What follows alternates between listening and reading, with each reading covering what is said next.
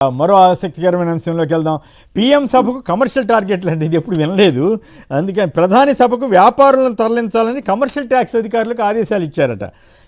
ఉమ్మడి కృష్ణా జిల్లా నుంచి 2000 మంది వ్యాపారులను తరలించాలని హుకుం. వారి ప్రచారం తమ సాగుకు వచ్చిందని మండిపడుతున్న కమర్షియల్ ట్యాక్స్ అధికారులు. దీనికి కారణం ఏంటంటే జీఎస్టీ, సూపర్ సేవింగ్స్ అనే ప్రచారం మీద ఈ రకంగా టార్గెట్లు పెట్టి తరలిస్తున్నారంట. చివరికి వ్యాపారులను గతంలో ఎవరు పట్టించుకునేవాళ్ళు కదా, వాళ్ళు పనాలు చేసుకునేవాళ్ళు. ఇప్పుడు వ్యాపారులని జీఎస్టీ వల్ల ఎంత సేవ్ అవుతుందో కానీ, అఫ్కోర్స్ రాసింది ఈనాడు మొదట 15,000 సేవ్ అయిపోతే ఇంకేముందని రాశారు. ఆ తర్వాత 25,000 నుంచి 40,000 సేవ్ అయిపోతుందని మళ్ళీ రాశారు. సో వాళ్ళ ఇష్టం, ఇప్పుడు వాళ్ళకి అనుకూలంగా ఏదైనా రాయడానికి సిద్ధం కాబట్టి మనం ఏం చేయలేం. కానీ బట్ ఈ జనాన్ని తరలించడం ఏంటి, ఈ జీఎస్టీ సభ ఏంది, ఈ వ్యాపారాలు మానుకుని మరీ వెళ్లాల్సిన పరిస్థితి ఏంటి, ఏమిటి మురళి గారు ఇది కరెక్టేనా? మీ జిల్లాలో కూడా ఈ పరిస్థితి ఉందా? నేను ఇది చూసి చాలా నాకు ఆసక్తి కలిగి వెంటనే ఈ క్లిప్పింగ్ కూడా తీసుకున్నాను అనమాట. పిఎం సభకు కమర్షియల్ టార్గెట్లు అంట. సార్ మీరు అన్నట్టుగా నేను కూడా చూశాను ఉదయాన్నే మీడియాలో ఇట్లా వ్యాపారస్తులందరూ కూడా తరలిస్తానని. నిజంగానే ఈ జిఎస్టి కారణంగా, ఈ మార్పుల కారణంగా ప్రజలకు మేలు జరిగితే ప్రజలు సంతోషపడతారు. అదేమి పెద్ద ప్రచారం చేసి ప్రధానమంత్రి, ముఖ్యమంత్రి వ్యాపారస్తులందరూ పిలిపించుకొని అంత పెద్ద ఎత్తున సభని జరిపి మేము బ్రహ్మాండమైనటువంటి విధానం తీసుకొచ్చాం కాబట్టి మీకు ఇంత లాభం జరిగింది అని. అంత లాభం జరిగితే ప్రజలే కోకొల్లలుగా మీ సభకి కాదు లాభం జరగటానికి ముందు ఇన్నేళ్లుగా దాదాపు 7-8 ఏళ్లుగా వసూలు చేసి మొత్తం అంతా అన్యాయంగా వసూలు చేసినట్ల ఈ లెక్కన. అదే దాంట్లో సందేహం ఏముంది సార్, దాంట్లో సందేహం ఏం లేదు. 2017వ సంవత్సరం నుంచి ఇది ప్రవేశపెట్టిన రోజు నుంచి ఈ రోజు దాకా ప్రజల గోళ్లు కొట్టి ఇష్టానుసారంగా వసూలు చేశారు, రాష్ట్రాల హక్కుల మీద దాడి చేశారు. అవన్నీ కూడా ఆస్పెక్ట్ మనం మాట్లాడుకోవచ్చు. నేనేమంటానంటే, ఇప్పుడు మీరు ఇడ్లీల మీద జిఎస్టీ తగ్గించాము, లేదా ఇంకేదైనా మీద తగ్గించాము, హోటల్ ఇడ్లీ మీద తగ్గించలేదండి, అదే గొడవైంది. ఇడ్లీ సౌత్ ఇండియన్ ఫుడ్ మీద తగ్గించలేదు, పొరాటా చపాతీల మీద తగ్గించారు. అవునవును, మీరు అన్నది కూడా కరెక్టే. అక్కడ పూర్తిగా రద్దు చేశారు, ఇక్కడ 5% ట్యాక్స్, ఇంత 12% నుంచి 5% అనేది కూడా కరెక్ట్. నేనేమంటానంటే, జిఎస్టి ఫలితాలు ప్రజలకు రావాలంటే పెట్రోల్ ని, డీజిల్ ని జిఎస్టి పరిధిలోకి తెస్తే మీరు నిజంగా ఇప్పుడు చెప్పినవి ఏవి కూడా అవసరం లే. ఒక్క పెట్రోల్, డీజిల్ ని జిఎస్టి పరిధిలోకి తెస్తే వెంటనే 50 రూపాయలు తగ్గిపోతుంది. దాంట్లో ఏమాత్రం సందేహం లే. మీకు గుర్తుండే ఉంటుంది మురళి గారు, మీకు గుర్తుండే ఉంటుంది, చంద్రబాబు గారు, లోకేష్ గారు వీళ్ళు మీ జిల్లాలోంచి కర్ణాటక మీదకి వెళ్తూ ఇక్కడ పెట్రోల్, డీజిల్ ధరలు ఏపీలో అసలు కొనలేకుండా ఉన్నారు, అక్కడ ఉన్నారు, మేము వచ్చిన వెంటనే మేము పెట్రోల్, డీజిల్ తగ్గించేస్తాం, ధరలు ట్యాక్సులు తగ్గించేస్తామని చెప్పారు. కానీ ఇప్పుడు సంవత్సరంన్నర అయింది, అసలు ఏం కథలకు కూడా లేదు కదా, మాటే రావటం లేదు. నేను ఇప్పుడు ఆ రోజున మాట్లాడారు కదా, ఈ రోజున చంద్రబాబు నాయుడు గారు ఒక సూచన చేయొచ్చు. ఎంతో నష్టం రాష్ట్రానికి జరిగిపోతుంది, 2,000 కోట్ల రూపాయలు, 3,000 కోట్లు, మాకు చాలా పెద్ద నష్టం జరుగుతుంది, 1,000 కోట్ల రూపాయల ఇది మేము మోస్తున్నా, నష్టపోతున్నా, రాష్ట్ర ప్రజానీకానికి ఇది ఎంతగానో తోడ్పడేటువంటిది కాబట్టి దీన్ని మేము గట్టిగా సమర్థిస్తున్నామని చెప్పి అసెంబ్లీలో తీర్మానం పెట్టారు. శాసన మండలిలో కూడా అది పెద్ద ఎత్తున చర్చ జరిగింది. ఈ సందర్భాల్లో పెట్రోల్ ని జిఎస్టీ పరిధిలోకి తీసుకోనండి తీర్మానం చేసే ధైర్యం లేదా చంద్రబాబు నాయుడు గారికి కానీ, లేదా పవన్ కళ్యాణ్ గారికి కానీ, ఇప్పుడు సోకాల్డ్ చర్చలు చేస్తున్నటువంటి మన పాలక పార్టీ నాయకులకై జిఎస్టీ పరిధిలోకి పెట్రోల్ తెస్తే 2017వ సంవత్సరంలో బ్యారెల్ ధర 2014లో బీజేపీ అధికారంలోకి వచ్చిన తర్వాత జిఎస్టీ ప్రవేశపెట్టే నాటికి కూడా ఒక్క బ్యారెల్ ధర అంతర్జాతీయ మార్కెట్ లో $147 ఉన్నటువంటి రోజుల్లోనే 54 రూపాయలకి లీటర్ ఇచ్చేవాళ్ళు 2014లో.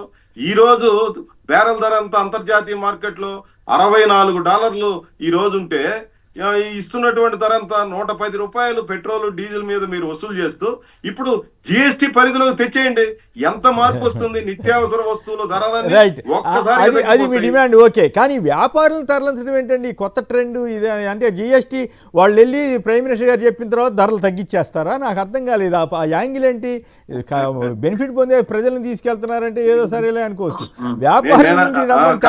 మీరు అన్నది వ్యాపారస్తులు ఎందుకో నాకు అర్థం కావడం లేదు. ప్రజలు కదా లబ్ధి పొందే వ్యాపారస్తుడికి ఏముంది? 5% కట్టమంటే 5% కడతాడు, 12% కట్టమంటే 12% కడతాడు, 18, 24 ఏ శాతం కట్టమంటే ఆ శాతం కడతాడు. ఆయన ఏమన్నా ఆయన ఇంట్లో నుంచో గల్లాపైట్లో తీస్తాడా? ప్రజల దగ్గర నుంచే కదా మళ్ళీ వసూలు చేసేది. నిజంగా ప్రజలకు లాభం జరిగితే ప్రజలు తండోపుతండాలుగా ఈ సభలోకి పోవాలి తప్ప ఇక్కడ బస్సులు పెట్టి లేదా టార్గెట్లు పెట్టి కమర్షియల్ ట్యాక్స్ అధికారులు, ఇన్కమ్ ట్యాక్స్ అధికారులు, ఏళ్ళని వాళ్ళని అందరూ ఈ పనిలోనే ఉండింది. ప్రధానమంత్రి సభ జైహో అని చెప్పి జరపాలని చెప్పి అనుకుంటా ఉన్నాము అని చెప్పి చెప్పుకోవడం, ఇది అక్కడ ఉన్నటువంటి వైఫల్యానికి ఇది ఒక నిదర్శనంగా నేను చూస్తున్నాను.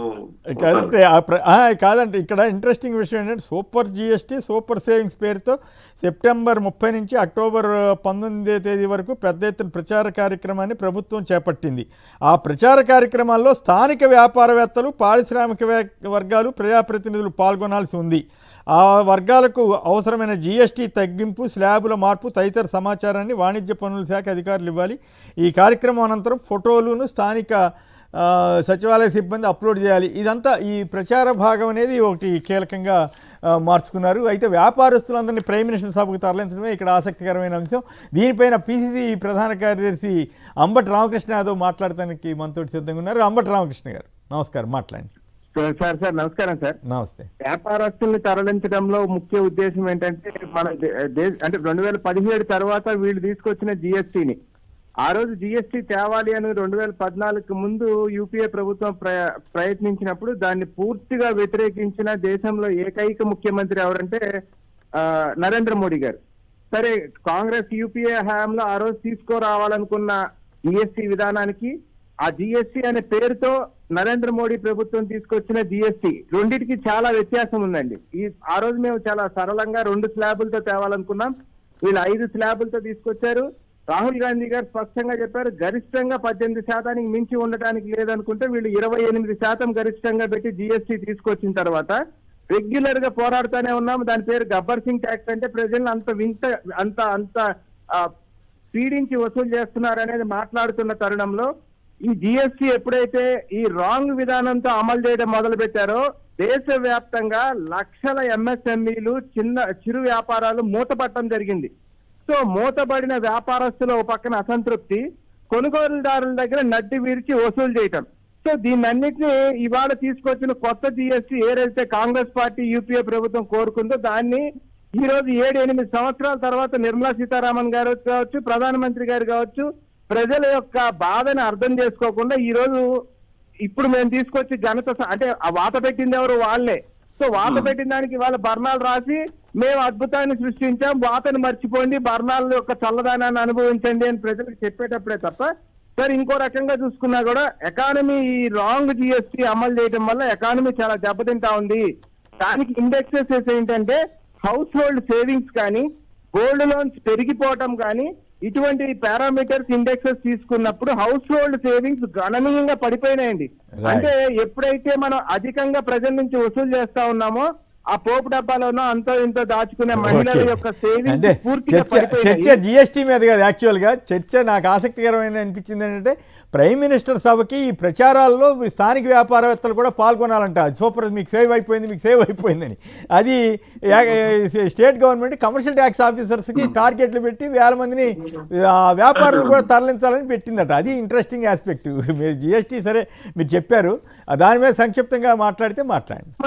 ఇక్కడ ఉన్న చంద్రబాబు నాయుడు గారు గంటకి 10 సార్లు నరేంద్ర మోడీని పొగుడుతున్న తరుణంలో ఆయన లక్ష్యాన్ని నెరవేర్చాలంటే ఇక్కడ వ్యాపారస్తులతో, ఇప్పుడు వ్యాపారస్తుల విషయంలో తమిళనాడులో కానీ రకరకాల ప్రదేశాల్లో మన రాహుల్ గాంధీ గారితో ఇంటర్వ్యూ జరిగినప్పుడు వ్యాపారస్తులు జిఎస్టీ పైన ఎంత వ్యతిరేకంగా మాట్లాడారు అనేది చూసినప్పుడు ఒక్కొక్క సందర్భంలో నిర్మలా సీతారామన్ ఇంటర్ఫీర్ అయ్యి ఆ వ్యాపారస్తుని మందలించడం కూడా చూసాం.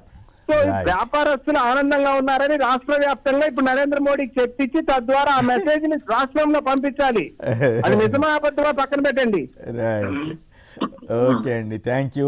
రాజీవ్ గారు చెప్పండి, వ్యాపారులు తరలిస్తారట ప్రైమ్ మినిస్టర్ సభకి, ఎప్పుడు వినలేదు, అందుకని నాకు కాస్త విడ్డూరం అనిపించి ఈ ప్రచారకారికి జిఎస్టీ సూపర్ సేవింగ్స్ ప్రజలకైతే వ్యాపారులకి ప్రచారం చేయాల్సిన అవసరం ఏంటి, తగ్గి చూసారా అని చెప్పాలంట. ఇదే కొత్త ట్రెండ్స్ క్రియేట్ చేస్తున్నట్టున్నారు. అంటే పిచ్చికి పరాకాష్ఠను సామెతుండే చూసారు కదా సార్, అది వీళ్ళు చేస్తున్న కార్యక్రమం చూస్తే నాకు అలాగే అనిపిస్తుంది. ఎక్కడైనా మీరు అన్నట్టు జిఎస్టీ ఇందాక అంబగట్టి రామకృష్ణ గారు మాట్లాడినా లేదంటే మురళి గారు మాట్లాడినా మీరు మాట్లాడినా కొన్ని అంశాలు వాస్తవం. వాస్తవానికి ఏంటంటే ఇంత ముందంతా జిఎస్టీ పడడం వల్ల ప్రజలు ఇబ్బంది పడ్డారు. ఇప్పుడు దాన్ని తగ్గించారు. ఓకే, కొంత ఉపశమనం. అయితే ముందెందుకు పెంచారు అన్నటువంటిది ఒక ప్రశ్న. ఇప్పుడు కేవలం రాజకీయ అవసరాల కోసం ఎక్కడో ఇంకో దగ్గర ఎన్నికలు వస్తున్నాయనో మరో దానిలో తగ్గించారని ఇంకొక అంశం. ఏదైనప్పటికీ అల్టిమేట్ గా ప్రజలకు అనేది కొంత లబ్ధి అయితే చేకూరుతుంది. అయితే లబ్ధి చేకూరితే మీ వల్ల ఇది లబ్ధి పొందినటువంటి ప్రజలు స్వచ్ఛందంగా ఆ కార్యక్రమానికి రావాలి. పోనీ మీరు ప్రజల్ని సమీకరించారనుకుంటే కూడా అనుకోవచ్చు. కానీ అది మానేసి వ్యాపారాలు మానేసి వాళ్ళని మీకోసం మీ ప్రచార యావ కోసం వ్యాపారస్తులను వాడుకోవటం అంటే ఇది పిచ్చికి పరాకాష్ట. ఇంత ప్రచార యావ అనేటువంటిది ప్రభుత్వం నడిపే వ్యక్తులకు ఉండడం అంత మంచిది కాదని చెప్పి నా అభిప్రాయం. రైట్. కర్నూలులో సభ జరుగుతోంది. ప్రైమ్ మినిస్టర్ గారు, ముఖ్యమంత్రి గారు వీళ్ళంతా ఉంటారు కదా. కానీ అదే కర్నూలు జిల్లాలో అనేక మంది గ్రామాల నుంచి వలస వెళ్ళిపోతున్నారట. ఉల్లి ధర లేక, టమాటా ధర లేక, ఇటువంటివన్నీ. సో ఆ రైతులను కూడా తీసుకొచ్చి వాళ్ళకి ఏదైనా ఆదుకునే విధంగా ఏమైనా చేస్తే ప్రభుత్వానికి, మోడీ గారికి, చంద్రబాబు గారికి మంచి పేరు వస్తుంది. కానీ ఈ వ్యాపారులందరినీ బలవంతంగా తరలిస్తే ఏమి లాభం వస్తుందో మరి వాళ్ళకే తెలియాలి. అవుత్ శ్రీధర్ గారు లైన్లో ఉన్నారు. శ్రీధర్ గారు నమస్కారం, మాట్లాడండి. కొమ్మినేని గారు నమస్కారం. నాకు ఉన్న పెద్దవాళ్ళకి ప్రేక్షకులకు నమస్కారం అండి.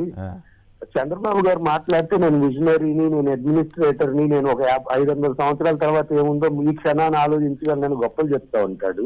ఆ రోజు జిఎస్టీ స్లాబ్ చేసినప్పుడు సామాన్యులకి వడ్డన ఇదంతా కూడా ఆయనకు తెలియదా? ఆ రోజున ఈయనే కదా జిఎస్టీ కౌన్సిల్లో ఉంది. అప్పుడు ఏం చెప్పారు? జిఎస్టీ పెంచడం వలన మాకు ఆదాయం తగ్గుతుంది, ఆ కాంపన్సేషన్ ఇవ్వాలని చెప్పి ఆ రోజున గొడవ చేశారు. మరి గొడవ చేసి తీసుకున్నారు. సో ఆ రోజు మరి జిఎస్టీ ఆదాయం స్టేట్ కోల్పోతుంది అని చెప్పినప్పుడు ఏ విధంగా స్లాబ్స్ పెరిగినాయండి? This is number 1. నెంబర్ 2, ఇవాళ ఏం చెప్తారు? మళ్ళీ పెరిగిన స్లాబ్స్ తగ్గిస్తున్నావు, పెంచింది నువ్వు, మళ్ళీ తగ్గించావని చెప్పుకునేది నువ్వు. ఇప్పుడు సరే తగ్గిస్తున్నారు. తగ్గించడం వల్ల స్టేట్ కి ఆదాయం కోల్పోతుంది కదా. ఆ కోల్పోయే ఆదాయాన్ని మాకెందుకు కాంపన్సేట్ చేయరని చెప్పి అడగాలి కదా కేంద్రాన్ని. ఆయన రూల్ ప్రకారమే. సో జిఎల్ రూల్ అండి.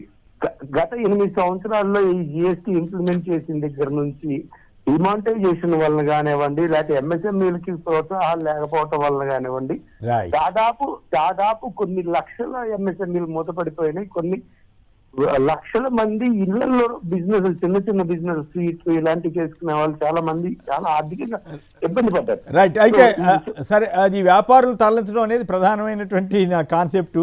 సరే, అయినప్పుడు కూడా జిఎస్టీ మీద కూడా మాట్లాడారు, తప్పేం లేదు. కానీ